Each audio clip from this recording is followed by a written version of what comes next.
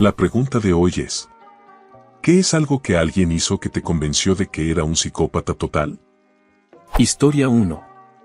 En una guardería donde trabajaba antes, había una madrastra que, no sé cómo decirlo sin quedarme corto, cada vez que iba por su hijastra de 3 años era la persona más desagradable del mundo.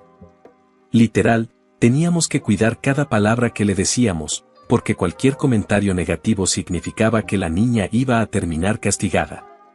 Por ejemplo, una vez le dijimos que había empujado a otro niño, y la madrastra llegó a su casa y le dio una nalgada. También hacía otras cosas rarísimas. Por ejemplo, aunque la niña ya estaba totalmente entrenada para ir al baño, la señora insistía en que antes de recogerla teníamos que ponerle un pañal. Y no uno tipo pull-up ni nada, no, un pañal de bebé, de los de cinta.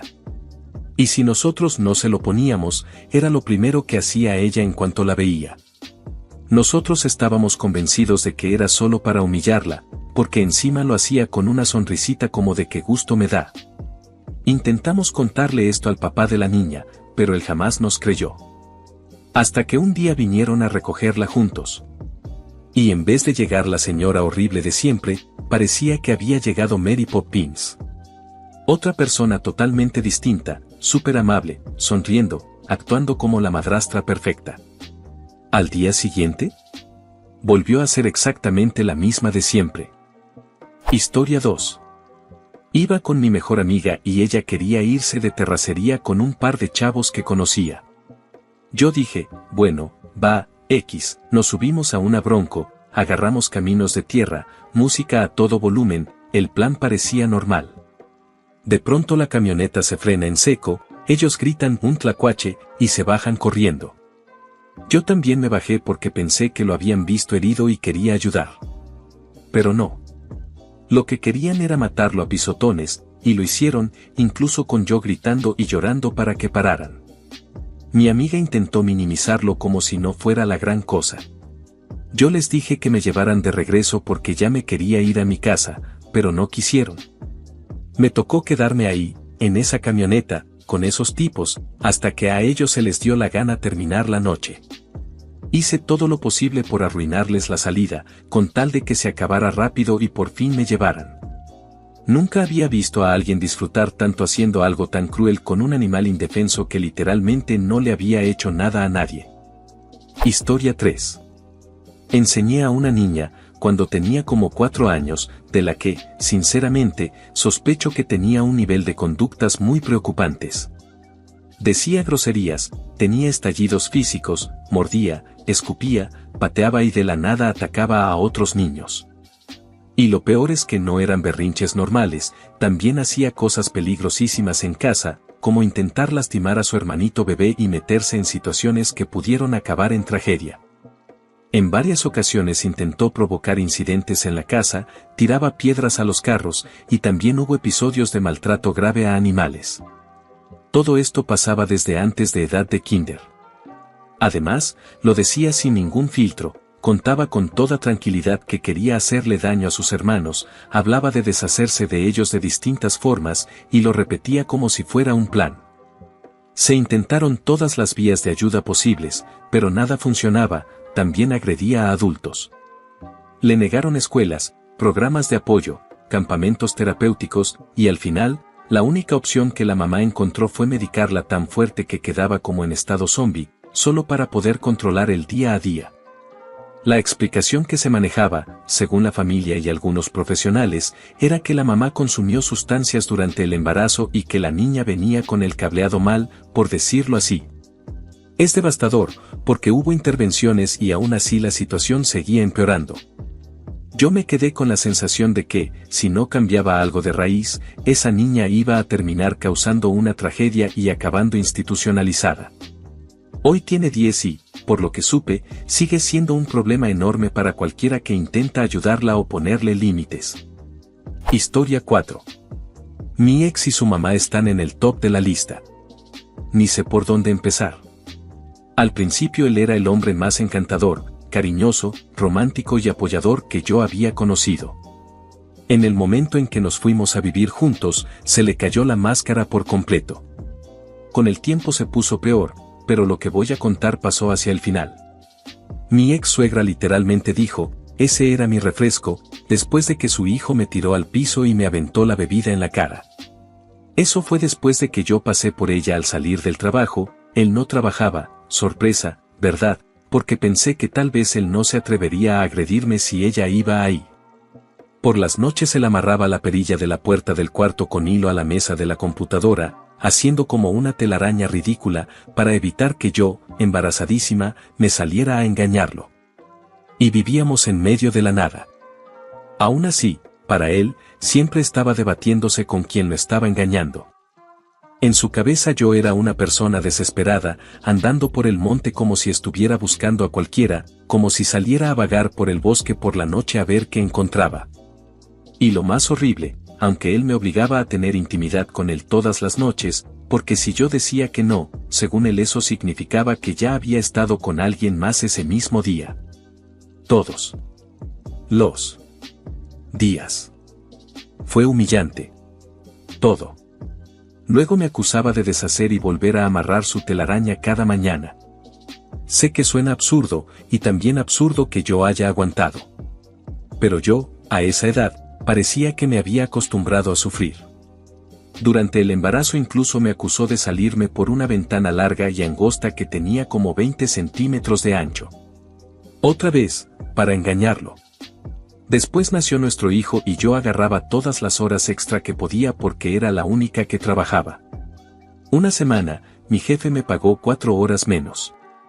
Hablé con mi manager antes de irme y me dijeron que no podían arreglarlo hasta el siguiente cheque. Yo sabía que estaba perdida. Me latía el corazón con fuerza todo el camino a casa. Ya nos habían corrido del lugar donde vivíamos porque él se peleaba con el dueño una y otra vez. En ese momento estábamos durmiendo en la sala de su abuela, en el piso, con un recién nacido.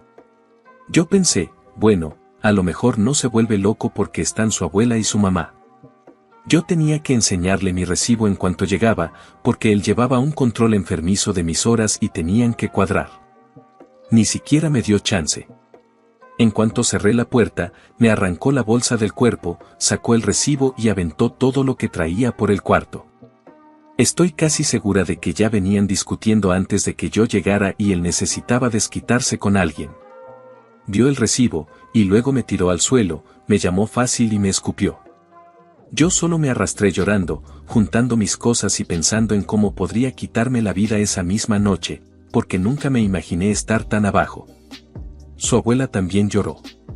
Pero su mamá se quedó parada encima de mí, con mi recibo en la mano, y dijo: ¿Segura que no mentiste con tus horas? Mejor dinos la verdad. De verdad sentí que esa mujer era el diablo con piel humana. Después me enteré de que cuando él era niño, ella lo había entregado a un novio con dinero a cambio de pastillas y alcohol. Antes me daba mucha tristeza pensar en eso. Pero me tomó mucho tiempo entender que, cuando él y yo estábamos juntos, él ya era adulto y sabía perfectamente que lo que me hacía estaba mal. Y aún así lo disfrutaba. Se reía mientras yo lloraba, se burlaba de mí, rompía mis cosas, destruía mi arte. Ni siquiera podía hablar con mi familia porque él decía que ellos me ayudaban a engañarlo. Me hizo llorar todos los días durante 2 años seguidos. Me hizo dudar de mi propia cabeza. Me hizo pensar seriamente en quitarme la vida muchas veces, y lo alentaba. Me destrozó por dentro. Lo único que puedo decirle a cualquiera que sienta que siempre termina con una pareja abusiva tras otra es: busca terapia lo antes posible y sálvate. Porque hay demasiados abusadores buscando gente con baja autoestima y heridas para aprovecharse. Sálvate. Y esto es apenas una gota de todo el infierno que me hizo vivir. Perdí todo por su culpa. Han pasado 15 años desde que lo dejé y apenas hasta ahora estoy empezando a sentirme como yo otra vez. Historia 5. Cuando era niño, me tocó vivir con mi abuelo y su novia porque mis papás estaban en la cárcel. Ella fue la persona más cruel que he conocido en mi vida. Me hacía daño a mí, pero a mi hermanito lo trataba como si fuera un rey. Me castigaba de formas horribles, me llegó a encerrar en el sótano por días, me amarró a una sillita para ir al baño. Una vez me corté el pie con vidrio mientras corría por la casa y me obligó a quedarme parado en una esquina toda la noche, en día de escuela, apoyando el pie mientras sangraba. Me hizo agarrarle rencor a mi mamá, diciéndome que todo era culpa de ella, que por eso mi vida era así, y que mi mamá no me quería. También me obligaba a comer a la fuerza hasta que terminaba vomitando, o si no, no me dejaba levantarme de la mesa. Luego me insultaba por mi peso. Esa parte me pega especialmente, porque he tenido problemas con la comida y con mi peso durante toda mi vida. Hubo cosas todavía peores, se metía conmigo de maneras que no debía. Yo tenía pesadillas, a veces me hacía pipí, y ella me golpeaba, me restregaba la ropa mojada en la cara y decía que me iba a adiestrar como a un perro. Incluso me insultaba por tener novios en la escuela, cuando yo tenía entre 3 y 8 años. Y al final me prohibió tener amigos. Me aislé por completo porque me asustó tanto que yo de verdad creía que, de alguna manera, ella siempre se iba a enterar si hablaba con alguien.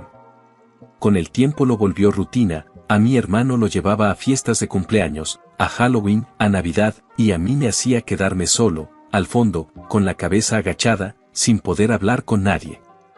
Pasara lo que pasara, yo siempre estaba castigado, básicamente para mantenerme aislado y borrar mi existencia frente a los demás.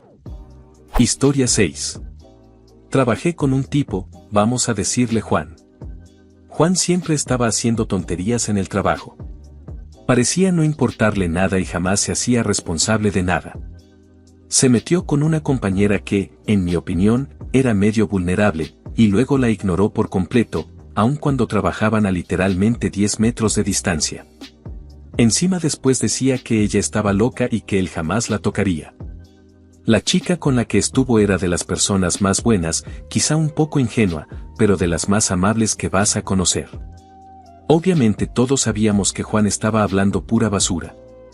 Y aparte se la pasaba presumiendo cosas bien turbias. Por ejemplo, decía que se había cambiado el nombre para evitar la pensión de su hijo, o que cuando la pensión no alcanzó, fue y se compró una Mac para quedarse sin dinero y según él así no podría pagar, como si fuera un truco mágico para librarse. Luego terminaba vendiendo la Mac por efectivo para sobrevivir el mes. Al final, la empresa tuvo que pagarle el sueldo directo a la pensión. Total, él y yo aplicamos para el mismo puesto interno. Nos entrevistaron a los dos. Me habla el jefe y me dice que me dieron el trabajo. A los pocos minutos, me marca Juan y me felicita. Yo, gracias, bro, se aprecia. Luego me llega mensaje del jefe, no le digas a Juan que te lo dieron, mañana se lo vamos a decir en persona. Y yo, pues ya me felicitó. Y el jefe me dice, es imposible que él sepa. Y ahí fue cuando me cayó el 20, el tipo me llamó solo para sacarme información. Me pescó con un felicidades para ver si yo confirmaba. Y fue en ese momento cuando pensé, ok, tú no eres nomás raro, tú estás mal de la cabeza. En fin, Juan, ojalá te alejen de cualquier equipo. Has sido el tipo más extraño y más desagradable con el que me ha tocado trabajar. Historia 7. Tuve que cancelar planes de la tarde con mi ex mejor amigo con muy poca anticipación.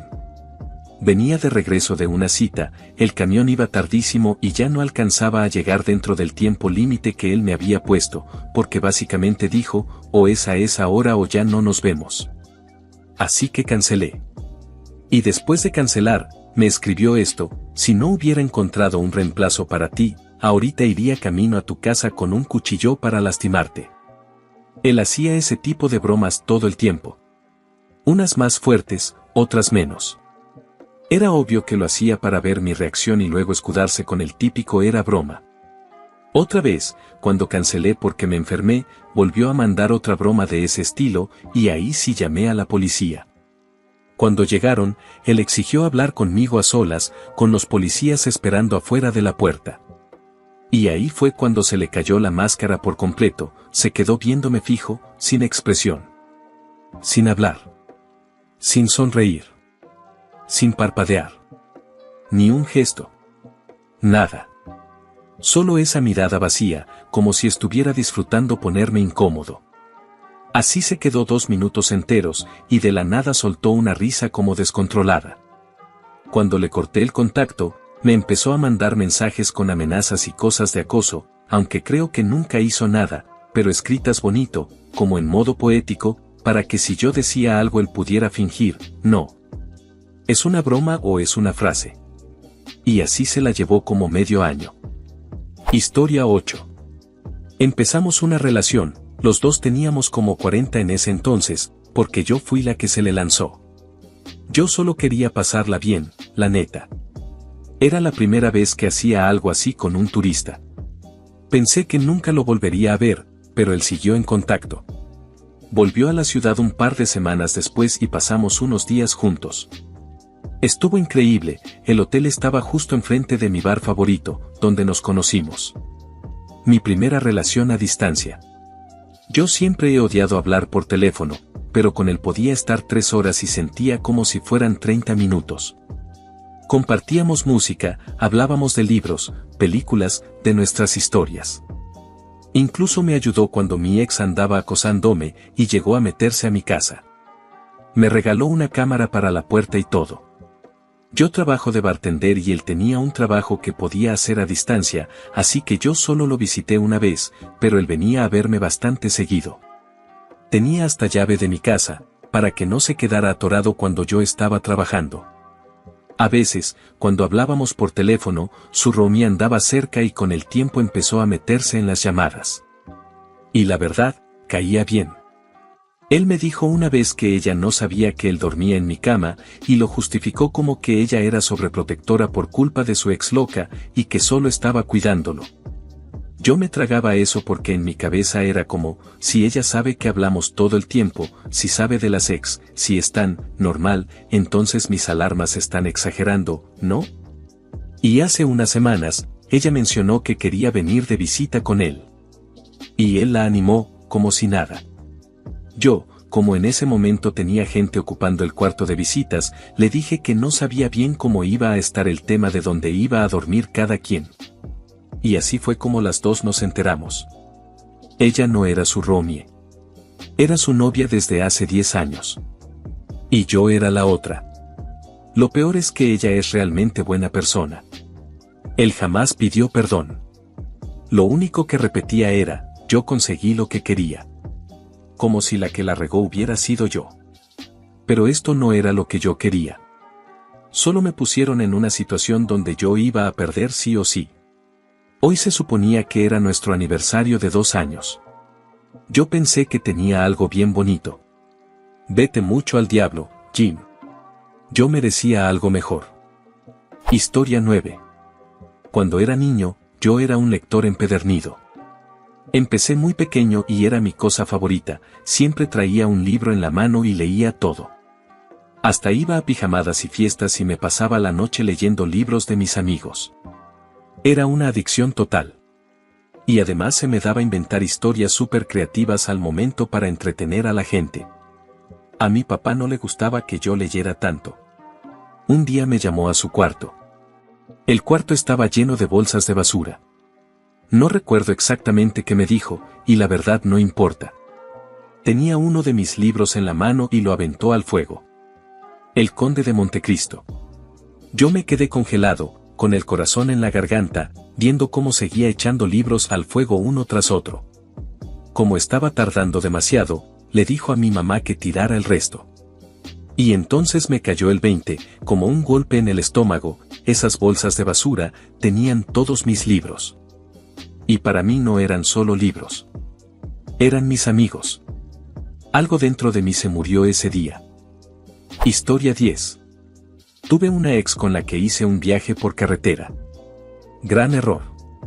Ella decía que los gusanos le estaban comiendo el cerebro. Resultó que su ex había intentado envenenarla con formol. Me pregunto por qué. En fin. Ella me maltrataba verbalmente hasta hacerme llorar, casi constantemente. Una vez me mordió cuando intenté abrazarla. No había contacto físico ni cariño a menos que fuera para tener intimidad. Hicimos un viaje larguísimo para ir a ver a MC Chris. Y ni era necesario, porque él venía a nuestro estado al mes siguiente. Yo me habría ahorrado un montón de dinero, pero ella no me lo dijo hasta después. Para su cumpleaños la llevé a la playa, y se convirtió en una pelea enorme porque ella era un desastre. Todo el día soltando comentarios hirientes, humillantes y despreciativos. En los dos viajes fue igual. No sé por qué me importaba o por qué me quedé tanto tiempo. A veces uno hace tonterías por la atracción, y sí, ya sé que mi historia no suena tan grave como otras de aquí, pero esa mujer tenía tatuado "lo siento" en la pierna, y aún así era como si jamás lo sintiera de verdad. Los dos viajes fueron súper traumáticos para mí porque eran las primeras veces que salía lejos con alguien que no fuera familia cercana. Y yo ya venía de toda una vida recibiendo maltrato verbal de alguien a quien quería. Encima, ella se rió de mí cuando le dije que si la amaba después de que ella me lo preguntó. Todavía no sé qué era yo para ella. Creo que era como una mascota a la que podía molestar y lastimar hasta que yo por fin me defendiera. Y eso me deja bien triste. He estado soltero mucho tiempo, porque cada vez que lo intento, termino descubriendo que la otra persona es abusiva de alguna forma, y yo ya no estoy para eso. Mi última relación fue hace un año, duró 3 meses, y me dijo las cosas más horribles que alguien me ha dicho en la vida. Yo estaba pasando por un momento durísimo, mi abuela acababa de morir, pero hoy llevo como 340 y tantos días sobrio. ¿Pero en serio, el amor ya murió? ¿Qué le pasó? ¿Por qué la gente es tan cruel entre sí últimamente? Yo solo quiero volver a amar a alguien y que me amen igual, de forma pareja. Hoy en día a veces ni encuentras con quién hablar. Todos estamos demasiado quemados, demasiado desconfiados. Historia 11. En la universidad tuve un roommate por un año, le vamos a decir Paul. La neta, la mayor parte del tiempo era medio normal, pero de vez en cuando le daban episodios en los que actuaba completamente fuera de sí. Vivíamos en una traila fuera del campus y Paul tenía afuera una jaulita para conejos y una coneja grande, ya adulta. Una vez la coneja tuvo 3 crías, pero tal vez nacieron antes de tiempo porque cuando él se dio cuenta, las 3 ya estaban sin vida. Mi otro roommate y yo le dijimos a Paul que lo mejor era meterlas en una bolsa y tirarlas a la basura, pero él se nos quedó viendo con una cara rarísima, como ida, y nos dijo que ni se nos ocurriera tocarlas. Más tarde ese mismo día llegó su novia a visitarlo. Era una chica súper dulce. Y Paul le dijo, bien emocionado, que la coneja había tenido bebés durante la noche y que si quería ir a verlos a la jaulita. Obvio ella se emocionó un montón y dijo que sí. Mi otro roommate y yo nos quedamos viendo por la ventana mientras ellos caminaban hacia la jaula, como con esa sensación de algo no está bien. Paul llegó un poquito antes que ella. Agarró una de las crías que ya estaba sin vida, pero la sostuvo de forma que ella no alcanzara a notarlo. Y en cuanto ella se acercó, él dijo algo como, "Este desgraciado ensució el agua y ahora voy a tener que limpiarla". Y con eso, aventó el cuerpecito contra un árbol con todas sus fuerzas. La novia se quedó en shock y se puso a gritar, literalmente entró en pánico. Paul la dejó así un momento, viéndola alterarse, y luego, como si nada, le dijo, "Ay, ya cálmate". Ya estaba sin vida. No duraron mucho más juntos.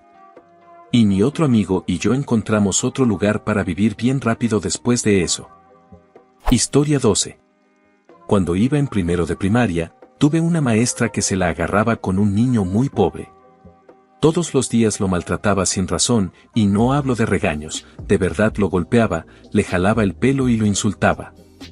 Un día, a la hora del recreo, él estaba jugando con otro compañero y por accidente chocaron con mi mesa. Se me tiró encima el jugo frío que yo estaba tomando y me empapó la ropa. Yo le tenía miedo a la maestra, así que no le dije nada. Yo era de salud frágil, y al final ese incidente me enfermó. Cuando por fin me recuperé, regresé a la escuela con mi mamá, que entró conmigo para explicarle a la maestra por qué había faltado. Después de que mi mamá se fue, la maestra me preguntó quién había tirado mi jugo.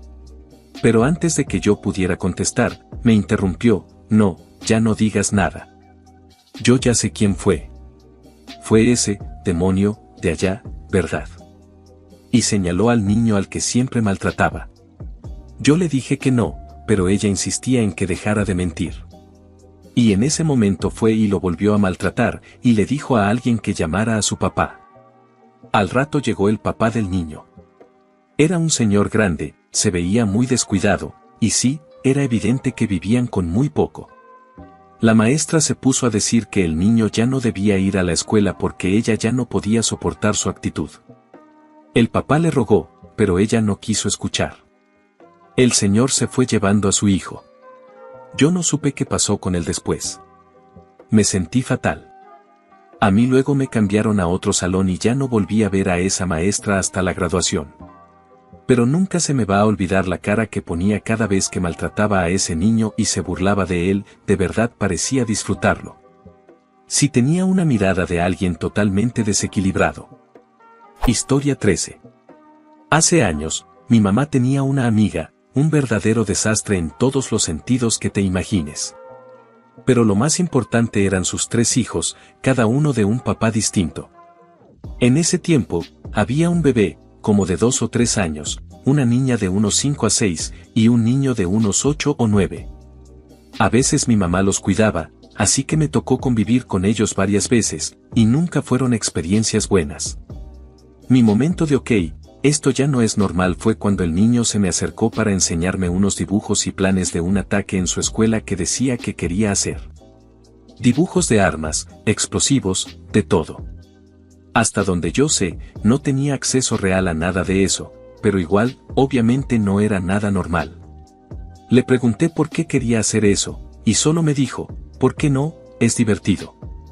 Más tarde ese mismo día, la niña se me acercó mientras yo estaba dándole de comer a unos patos. Me señaló un árbol que le gustaba mucho. Le pregunté por qué le gustaba tanto y me contestó, tal cual, que porque ese era el árbol del que me iba a colgar. Y luego se puso a describir, con lujo de detalle, cosas horribles que según ella me iba a hacer. Yo me quedé helado. Después me enteré de que esa clase de cosas eran como un juego para ellos, y que se lo hacían a animalitos pequeños, ranas, serpientes, gatos, etc. Y ojo, yo tenía como 17 años en ese momento, así que claramente era una amenaza imposible, pero igual, fue el momento en el que entendí que estos niños eran mucho más que mal educados o sin disciplina. Años después supe que ella perdió la custodia de todos. Resultó que había abuso grave entre los hermanos, y que la mamá lo sabía. No tengo idea de dónde están ahora. Historia 14. Hace años trabajaba en una empresa pequeña que se tardó muchísimo en encontrar a un nuevo director general. El tipo que terminaron contratando parecía como una versión adulta del típico niño raro de película y había sacado su MBA de una universidad religiosa bien peculiar, creo que Bob Jones, o algo así. Desde el inicio era de esos que la gente describe amablemente como intenso, cuando en realidad quieren decir, no me siento cómodo estando en el mismo cuarto con él. A mí me daba escalofríos. Era manipulador, hacía cambios sin ninguna razón clara de negocio, como si su objetivo fuera mantener a todo el staff descolocado, metió a un amigo suyo como jefe de marketing o producto o algo así, ya tiene rato. Y poco a poco lo fue acomodando para que terminara siendo su sucesor. Y luego, como a los 6 meses, armó a propósito una confrontación innecesaria con el consejo y renunció de golpe, sin avisar. Estaba el viernes, y para el lunes ya no existía. Y su amigo se quedó como el nuevo director general. Yo sigo convencido de que ese era el plan desde el principio, porque el currículum del amigo no era como para que lo consideraran director general antes de eso. El amigo era más o menos como ejecutivo, pero no tenía esa vibra pesada y desagradable que el primer tipo traía encima a donde fuera. Si tuviera que escoger a una sola persona que he conocido en mi vida y decir si era un psicópata de verdad, sería él, sin pensarlo. Y te juro que por años me he preguntado qué encontrarías si te pones a escarbar un rato en su patio trasero, pero con una pala, ya sabes. Historia 15. Mi ex. Estuve atrapado en una relación extremadamente abusiva con ella, también mujer, y, aunque veía todas las señales, de alguna manera estaba convencido de que no podía escapar. Hizo de todo, cosas realmente enfermas. Arruinó mi reputación a propósito dentro de nuestra comunidad, maltrató a mis animales y me empujó al borde de tomar una decisión permanente, ya sabes a qué me refiero. Terminamos sin hogar por 1 año y medio por su culpa, y todo porque a ella le encantaba jugar a la heroína, como si primero pudiera destruirlo todo y luego salvarnos porque ella sabía cómo.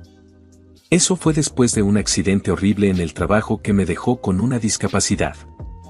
En algún punto logró llevarme a unos 700 millas de mi familia y amigos para quedarnos de arrimados en la casa de un amigo de internet por unas semanas. Después, cuando ella consiguió trabajo, rentamos nuestro propio lugar. Y ahí fue cuando todo se puso todavía peor. No limpiaba nada, hacía cosas asquerosas a propósito en la casa, se negaba a bañarse, me mantenía despierto intencionalmente, yo dormía tal vez 2 o 3 horas por noche, y era porque ella lo permitía. Y durante la intimidad me hacía daño a propósito. Básicamente me controlaba a fuerza de agotamiento y dolor. Intenté buscar ayuda, pero la policía no me tomó en serio. Lo que por fin me dio el valor de irme fue una noche en la que me amenazó con un cuchillo y me obligó a ver cómo tiraba al baño todas mis medicinas recetadas. Medicinas esenciales para el dolor y la ansiedad que me evitaban terminar en el hospital. ¿Su razón? Porque alguien en internet le dijo no a algo y se desquitó conmigo. Historia 16. Un familiar mío me llamó egoísta y idiota porque mi esposa y yo decidimos no ir a hacer kayak en un viaje familiar que viene pronto. En ese mismo viaje también vamos a ir a Legoland. Y también vamos a ir a un juego de béisbol. El tema es que mi esposa no sabe nadar, y el agua le da muchísima ansiedad, así que le propuse a ese familiar que mejor nos viéramos para un brunch cuando ellos terminaran de hacer kayak. No. Según esa persona, yo solo pienso en mí, y soy un idiota por no ir a hacer kayak. Y lo peor es que ese familiar hace esto seguido, si no se hace exactamente lo que pide o como lo planea, se pone agresivo y mágicamente todos los demás somos egoístas e insensibles. Casi siempre el villano soy yo. He pensado toda mi vida que esa persona está muy mal de la cabeza, y cada día siento que mi caso se sigue confirmando. Todo este drama, por un simple kayak. Historia 17. Tengo 4 historias. Había un tipo que se ligaba a chicas, casi siempre modelos, y me contó que disfrutaba hacerlas sentir inseguras hasta el punto de convencerlas de operarse el pecho. Y en cuanto se lo hacían, las cortaba y se iba por otra. Y así una y otra vez. Otro tipo le caía bien a todo el mundo. Tenía como una calma que hacía que la gente confiara en él. Siempre parecía conseguir lo que quería. Yo tenía una casa de estudiantes buenísima cerca del campus, así que se hizo mi amigo y cuando necesitábamos nuevos roomies porque algunos se iban, lo metí a vivir con nosotros. Y en cuanto se mudó, cambió por completo. Un día me desperté y mi tarjeta bancaria no aparecía. Busqué por todos lados y no la encontraba, así que terminé cancelándola.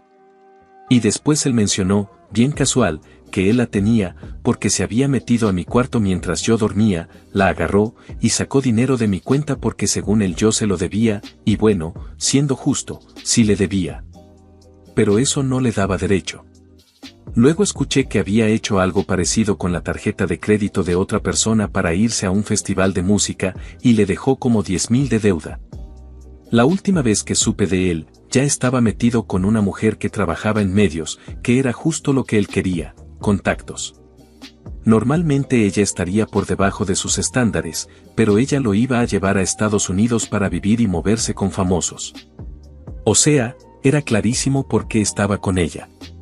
Conocí a otro que me contaba, orgulloso, sobre toda la gente con la que era amigo porque podía manipularlos de alguna forma para sacarles dinero. Casi siempre porque eran personas vulnerables, con adicciones y problemas fuertes de salud mental. También decía que le encantaba jugarle a la mente a la gente.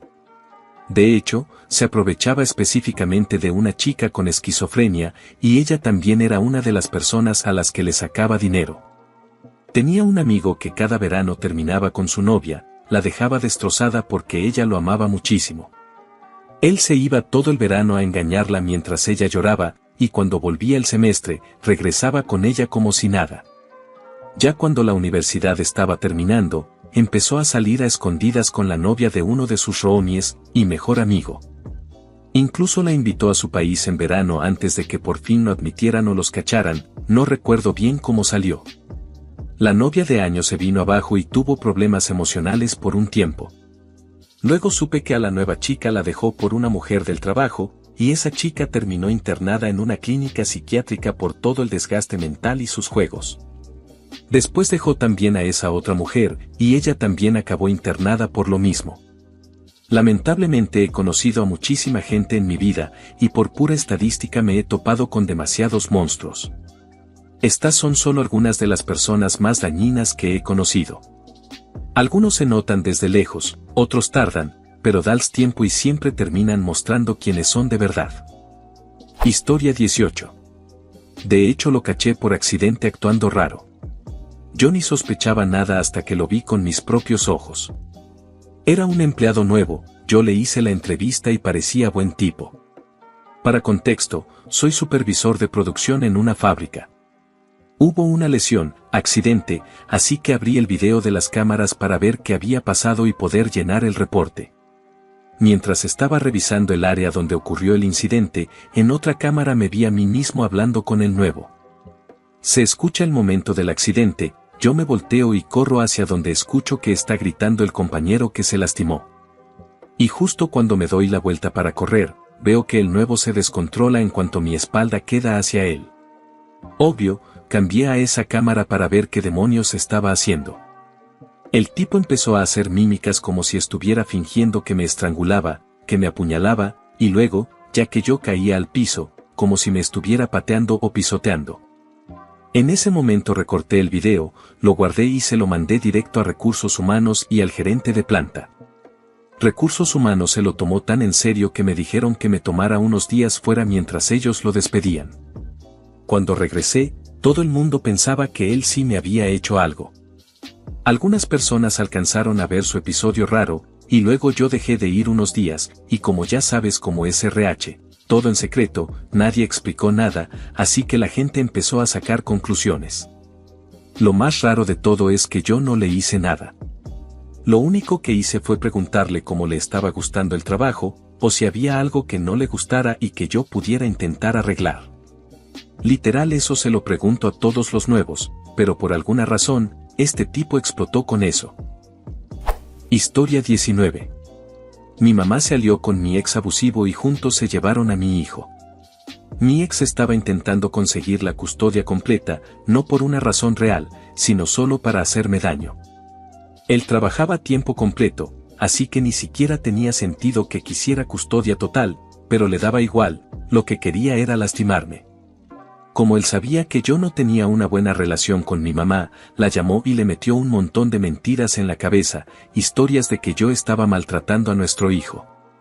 Algunas cosas que dijo ni siquiera eran posibles por cómo era mi departamento. Por ejemplo, inventó que yo encerraba a mi hijo en un closet, pero ese closet era imposible de cerrar con llave, ni siquiera tenía cerradura, y además la puerta abría hacia adentro. Así que ni siquiera podrías bloquearla poniendo algo enfrente. Y obviamente, yo no hacía nada de eso. Pero mi mamá se creyó todo y actuó con base en esas mentiras sin siquiera llamarme para preguntarme mi versión. De hecho, mi mamá fue la que financió el plan, le pagó a mi ex el viaje para llevarse a mi hijo a 3000 millas de distancia, hasta la casa de ella. Yo no vi a mi hijo por 2 meses. Cumplió 7 años allá, y ni siquiera me dejaron hablar con él por teléfono. Durante todo ese tiempo, nadie me decía qué se suponía que yo había hecho para merecer eso. Solo repetían, tú sabes lo que hiciste. Y mi mamá fue quien lideró todo esto desde el inicio. Yo podría decir no sé cómo una madre le hace eso a su propio hijo, pero vi a otras personas pasando por cosas parecidas, y la verdad, aunque suene triste, me hizo sentir un poquito menos solo saber que no era el único. Historia 20. Yo era amigo de una chica que había salido con un tipo por un rato. Cuando terminaron, ella decía que ni lo quería, que solo era intimidad. Con el tiempo, ella y yo empezamos a pasar más tiempo juntos y la cosa se fue metiendo más y más. Primero empezamos a acostarnos, y antes de darme cuenta ya me estaba rogando que me quedara a dormir todos los días. Me cocinaba, me empacaba lonche para el trabajo, me compró un cepillo de dientes y champú para tenerlos en su casa. Su hijo empezó a decirme papá. Yo hasta pagué para que fueran a Disney. Fuimos a varios viajes al lago. Me decía que me amaba, que no era fácil admitirlo porque llevaba mucho tiempo sin amar a nadie. Un día, yo ya me había mudado con ella, llego a la casa y veo en el calendario del refri, Kenny viene de visita.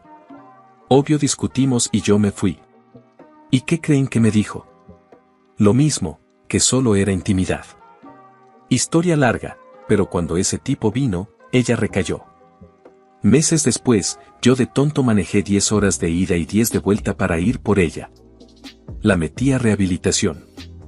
Me tocó revisar entre sus cosas para encontrar ropa, papeles, lo que fuera necesario, y ahí encontré notas que ella le había escrito a Kenny, diciéndole palabra por palabra lo mismo que me decía a mí y al tipo anterior. Hasta le metió la parte de te voy a dar una llave de mi casa, nunca he sido tan vulnerable con nadie. Y yo por dentro, ¿neta? Si yo iba todos los días y literal ya vivía ahí. Obvio yo también tenía llave. Con los años me he ido enterando de cosas por otras personas, a veces sus hijos han terminado temporalmente con su hermana. Ah, y sí, tiene otros 2 hijos de los que ni siquiera tiene custodia. Después de Kenny, el siguiente tipo con el que anduvo era casado y ella terminó arruinando ese matrimonio. Y luego dejó a ese por un tipo con el que trabajaba en un restaurante. No sé qué fui yo para ella, pero cada vez me queda más claro que su guión era el mismo con todos, engancharte, hacerte sentir especial, decirte exactamente lo que quieres oír, y en cuanto algo se complica, solo era intimidad. Historia 21. Un tipo que yo conocía siempre parecía súper relajado y con buen sentido del humor, hasta que viví con él unos meses y me di cuenta de que tenía la capacidad de apagar sus emociones por completo. Tanto, que terminé convencido de que ese tipo chill que se ríe de todo que yo creía conocer era solo una máscara, y que la realidad era que no sentía nada por nadie. Se notaba muchísimo con sus novias. Él decía que le gustaban las chicas raras y fuera de lo normal, pero en realidad lo que buscaba eran chicas que él veía como rotas, para moldearlas a su gusto. Mientras ellas hacían lo que él quería, él se comportaba como la persona más cariñosa del mundo.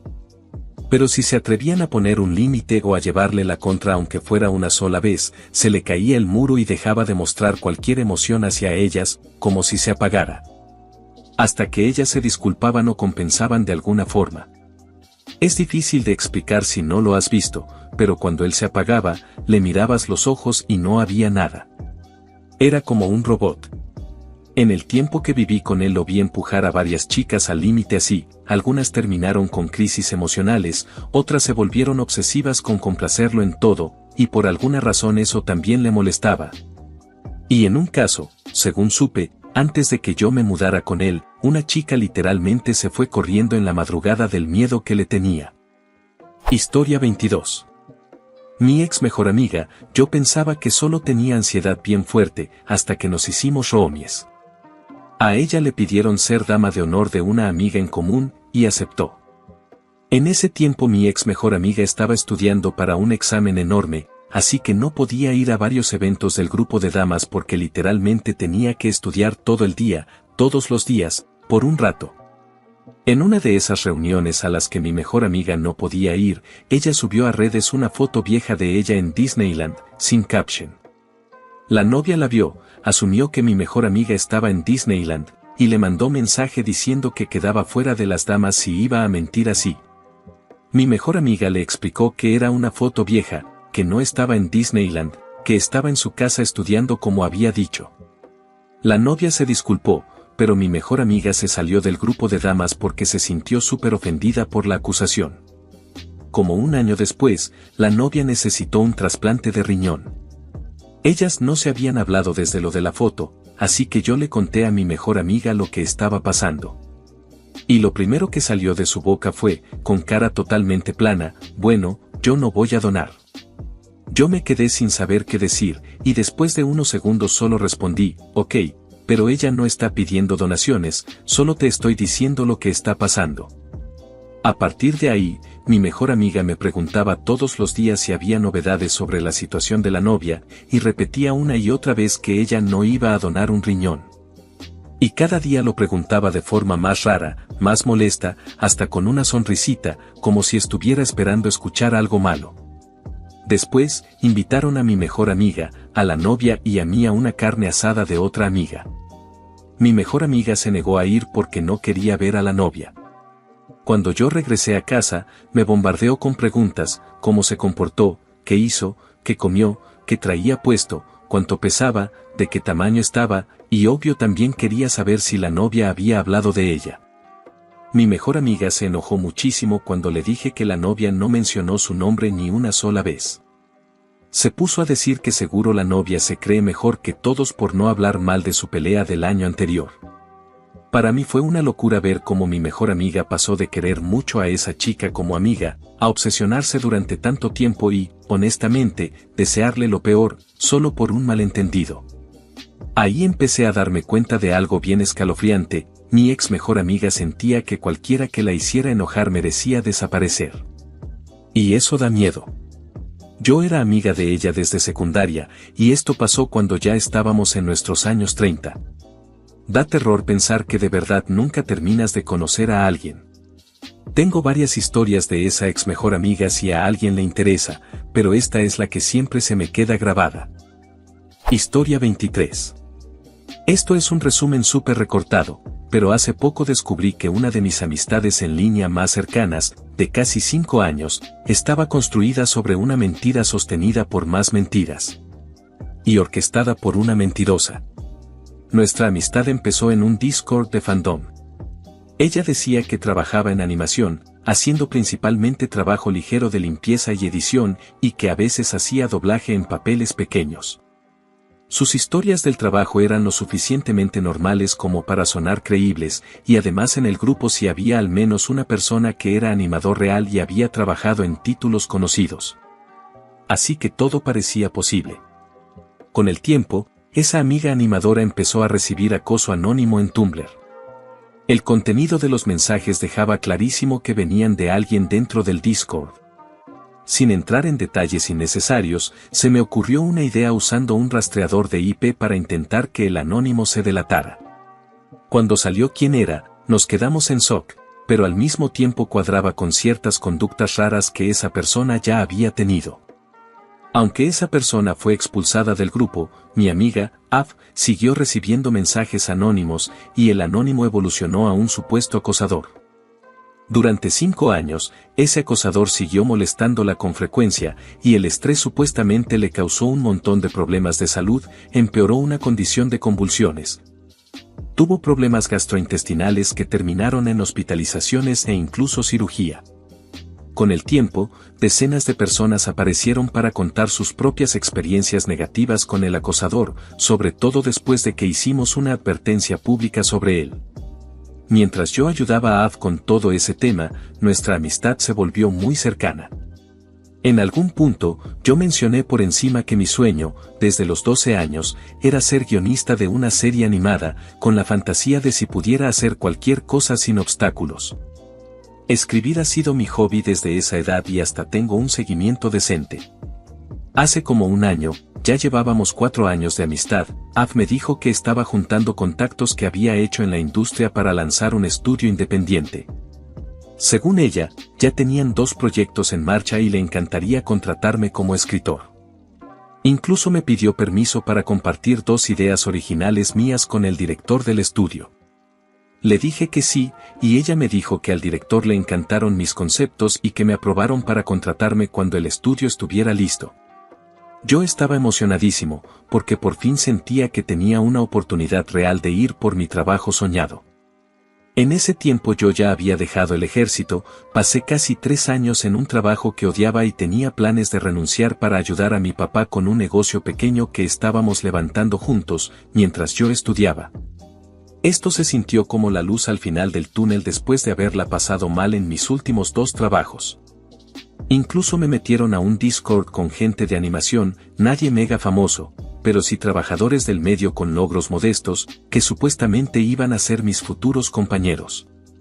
No voy a explicar toda la progresión porque sería larguísimo, pero en resumen, ella se empezó a equivocar, a descuidarse, y yo junto con varios amigos del servidor original nos dimos cuenta de que Av no era quien decía ser. En realidad, era varias personas. Ella era cada una de las personas que habían aparecido contando historias sobre el supuesto acosador. El 99% de las cosas que el acosador supuestamente hizo eran inventadas por ella para pintarse como víctima. Confirmamos que el acosador sí existe como persona real. Pero lo que hizo de verdad no se parecía ni de lejos a lo que Af decía, y muchas pruebas estaban fabricadas. Su abogado era imaginario. Ella era varias cuentas, personas del Discord original del fandom. Y en el servidor del estudio, era prácticamente todos, menos una persona. De hecho, la única otra persona real en ese servidor, además de mí y Af, era un estudiante recién graduado de animación del fandom, al que también le habían ofrecido un puesto.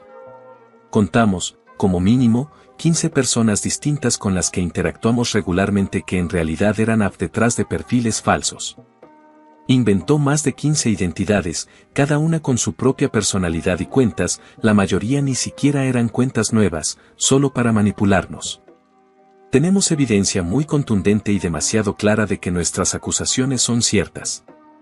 Y desde que la confrontamos, ha hecho 1000 disculpas que no son disculpas, se escuda en salud mental, evita admitir cosas directamente y se va por la tangente. En pocas palabras, está arrepentida de que la descubrieron. No quiere decirnos por qué lo hizo, no reconoce el daño real que causó, no explica cuál era su objetivo, y para colmo, viendo todo en retrospectiva, nos dimos cuenta de que hasta tenía personas inspiradas en cada uno de nosotros. También mintió sobre supuestas condiciones médicas que jamás nombraba con claridad. Yo tenía un amigo con epilepsia, y de repente ella también.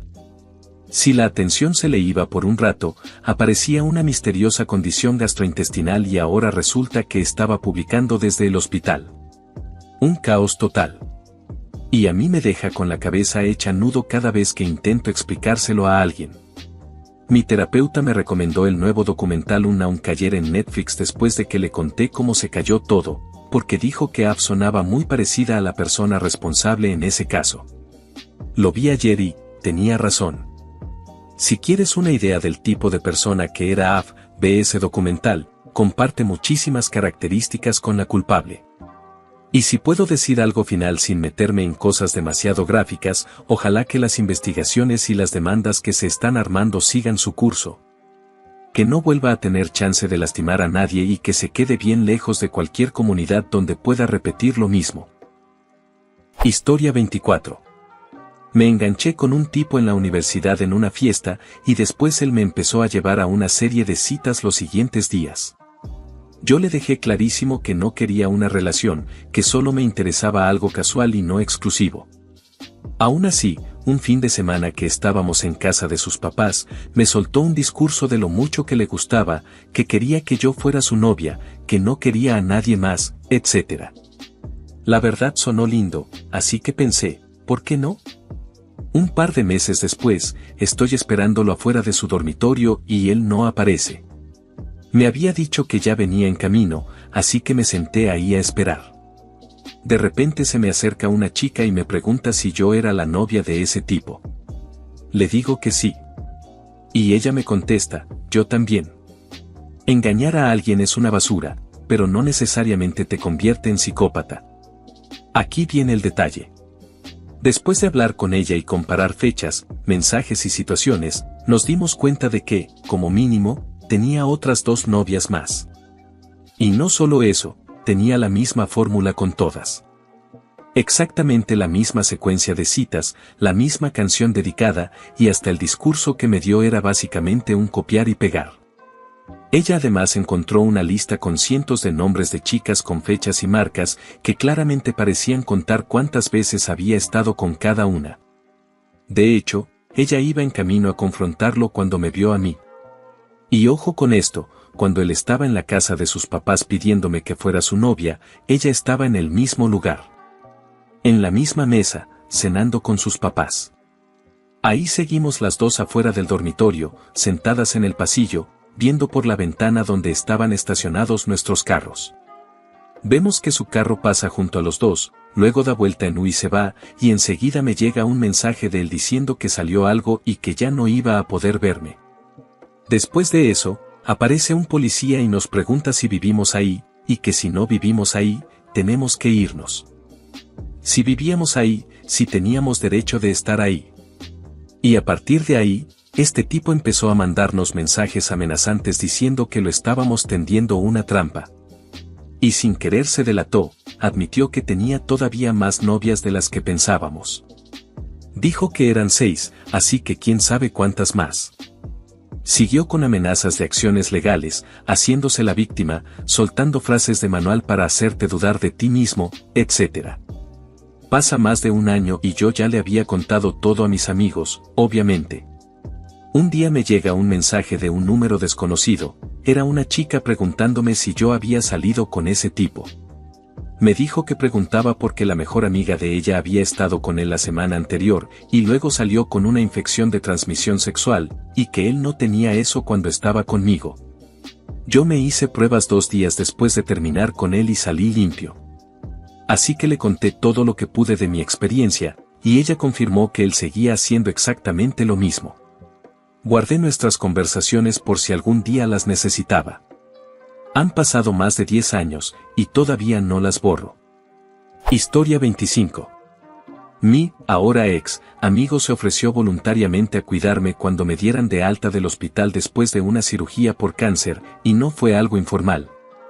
El hospital le dio un documento con expectativas claras y él lo firmó. Básicamente aceptó por escrito que entendía exactamente qué tenía que hacer para que mi recuperación fuera segura y sin complicaciones. La cirugía fue el 28 de diciembre y me dieron de alta el 30, yo tenía incisiones en la parte frontal del cuello y el cirujano hizo procedimientos específicos, y esto fue en gran parte porque yo insistí y me defendí como pude para que el resultado fuera lo mejor posible. La idea era minimizar cicatriz y asegurar que la curación fuera limpia. Así que hubo puntos más profundos de lo normal, inyecciones especiales antes y durante la operación, y una capa fuerte de adhesivo médico encima de la piel, y todo eso estaba detallado en esas instrucciones que él firmó. Todo, con indicaciones para que no hubiera errores durante los días críticos. La cirugía salió perfecta, fue un éxito, pero la anestesia fue especialmente pesada, yo quedé muy aturdida, como en una nube, y eso no me duró 2 días, me duró casi 4 semanas. Así que imagínate estar recién operada, vulnerable, con la mente lenta, dependiendo de alguien que literalmente prometió cuidarte y luego. Apenas llegamos a casa, él se desentendió, así tal cual, como si hubiera cumplido con traerme y ya, se fue rapidísimo al bar que estaba a distancia caminando y me dejó completamente sola. Y lo peor es que no fue una cerveza y ya vuelvo, no, se aventó las siguientes 48 horas tomando sin parar, al punto de que en algún momento se quedó dormido en un sillón del bar. No porque estuviera cansado del estrés de cuidarme, sino porque así no tenía que regresar conmigo, y luego se levantó, se acomodó. Y siguió como si nada, porque su plan real era llegar fresco a Año Nuevo para volver a ponerse igual, mientras yo estaba en mi casa recién operada, con instrucciones médicas claras que alguien tenía que seguir. Y yo en ese estado mental donde apenas entiendes qué hora es, menos vas a poder defenderte o pedir ayuda con fuerza. Para el 1 de enero, ya ni siquiera fingió, abandonó todo por completo y se regresó a su ciudad porque traía una resaca brutal después de 36 horas de estar tomando. Como si yo fuera una molestia en su agenda, y sí, sé que su mamá había sido diagnosticada con otro tipo de cáncer casi al mismo tiempo que yo, y no soy insensible a eso, pero entonces ¿para qué te ofreces? ¿Para qué firmas un documento del hospital aceptando responsabilidad? ¿Para qué haces que alguien dependa de ti en la semana más peligrosa de su recuperación, si en realidad tu prioridad era el bar y el festejo? Lo más fuerte de todo es que, ya pasando el tiempo, yo seguí luchando con mi recuperación por casi 2 años, 2 años de sentir que el cuerpo no vuelve, que la mente no se asienta, que todo se queda como a medias. Y apenas hasta ahora estoy empezando a sentir que de verdad se está acomodando la recuperación, aunque algo es cierto, he estado libre de cáncer desde el día de la cirugía. Y eso es lo único que me sostiene cuando me acuerdo de lo que pasó, porque honestamente, es casi un milagro que yo haya sobrevivido ese periodo postoperatorio sin una complicación seria, y no lo digo por drama, lo digo porque el cuidado que se necesitaba fue ignorado. Y hace poco me pasó algo que me movió el piso otra vez, encontré mi papelería médica, y ahí estaba, el documento con todas las instrucciones que él firmó, y me quedé helada al ver el nivel de detalle, de dirección. De haz esto a tal hora, revisa esto, asegúrate de esto, no hagas esto otro. Todo estaba explicado como para que hasta alguien sin experiencia lo siguiera, y aún así, casi nada de eso se hizo. Era como si él nunca hubiera recibido instrucciones, pero su nombre estaba ahí, su firma estaba ahí, su compromiso estaba ahí, y la realidad fue otra. Ya no somos amigos, obviamente, pero a veces le mando mensajes o correos describiendo rasgos y conductas de una persona muy trastornada que le quedan perfecto, no porque yo crea que eso lo va a cambiar, sino porque me da cierto gusto que al menos sepa que yo entendí exactamente quién es, y que no puede hacerse el inocente. Sé que él no siente remordimiento por lo que hizo.